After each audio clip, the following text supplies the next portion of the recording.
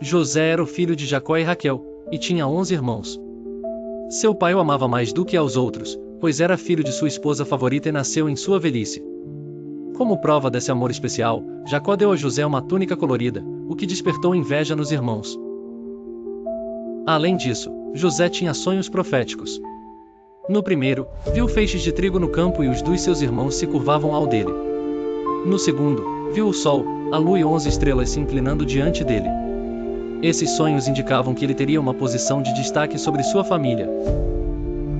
Irritados com a ideia de se curvarem a ele, seus irmãos começaram a odiá-lo. Certo dia, Jacó enviou José para verificar seus irmãos, que estavam pastoreando rebanhos longe de casa. Quando José os encontrou, eles conspiraram para matá-lo. Porém, Rúben, o mais velho, convenceu-os a jogá-lo em uma cisterna, planejando resgatá-lo mais tarde. Enquanto Rúben estava ausente, os irmãos viram uma caravana de mercadores ismaelitas indo para o Egito. Então, Judá sugeriu vendê-lo como escravo em vez de matá-lo. Eles o venderam por 20 moedas de prata. Para enganar Jacó, mergulharam a túnica de José no sangue de um animal e disseram que uma fera o havia devorado. Jacó ficou arrasado. No Egito, José foi comprado por Potifar, um oficial do faraó e capitão da guarda. Deus estava com José, e tudo o que ele fazia prosperava. Potifar percebeu isso e o colocou como administrador de sua casa. Porém, a esposa de Potifar tentou seduzir José repetidamente. Como ele se recusou a trair seu senhor e pecar contra Deus, ela o acusou falsamente. Potifar ficou furioso e lançou José na prisão. Mesmo na prisão, Deus continuou abençoando José. O carcereiro percebeu seu caráter e colocou-o como responsável pelos outros presos. Um dia, o copeiro e o padeiro do faraó foram presos e tiveram sonhos intrigantes. O copeiro sonhou com uma videira cujos cachos de uva ele espremia em uma taça do faraó. José interpretou que em 3 dias ele seria restaurado ao cargo. O padeiro sonhou que carregava 3 cestos de pão na cabeça, mas aves comiam o pão. José explicou que em 3 dias ele seria executado. As interpretações se cumpriram exatamente como José previu. Antes que o copeiro fosse libertado, José pediu que ele mencionasse seu nome ao faraó, mas o copeiro se esqueceu dele.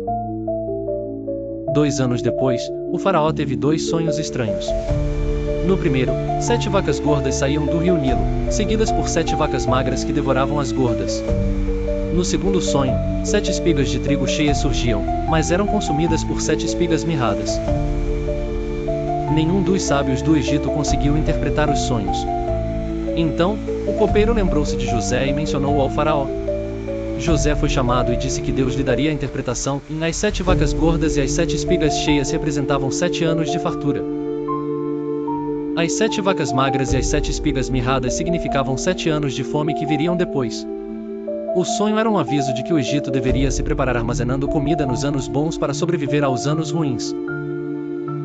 O faraó reconheceu a sabedoria de José e o nomeou governador do Egito, colocando-o como segundo no comando, abaixo apenas dele. José organizou o armazenamento de alimentos durante os 7 anos de fartura.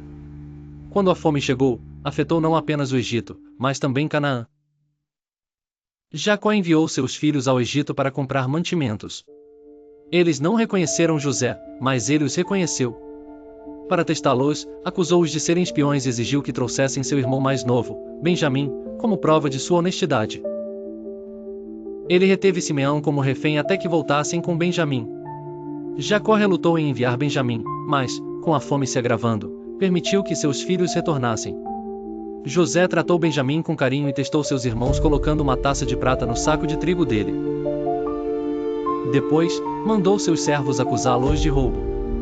Quando a taça foi encontrada, Judá se ofereceu para ficar no lugar de Benjamim, demonstrando arrependimento pelo que haviam feito a José. Comovido, José revelou sua identidade e disse que Deus havia transformado o mal em bem.